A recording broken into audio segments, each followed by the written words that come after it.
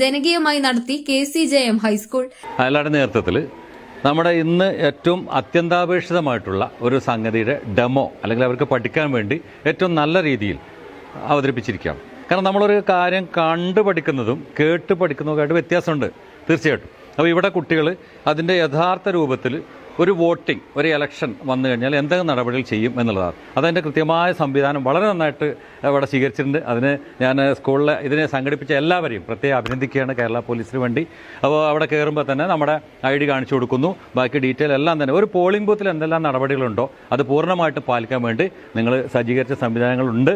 അതുപോലെ തന്നെ voting system ഇന്നത്തെ രീതിക്കനുസരിച്ച് നമ്മുടെ ന്യൂ ജെൻ സിസ്റ്റം തന്നെയാണ്. അല്ലാതെ വെറുതെ പോയിട്ട് നമ്മൾ സീലടിച്ച് പോകുന്ന സിസ്റ്റം ഒന്ന് മാറിയിട്ട് ഇപ്പോഴെങ്ങനെയാണോ അതുപോലെ സംവിധാനങ്ങളും ചെയ്തിട്ടുണ്ട്. അതിന് എന്തായാലും മനസ്സ് നിറഞ്ഞ അഭിനന്ദനങ്ങൾ അറിയിക്കുകയാണ്. 2024-25 അധ്യയന വർഷത്തിലെ സ്കൂൾ പാർലമെന്റ് തെരഞ്ഞെടുപ്പാണ് മഞ്ചേരി പയ്യനാട്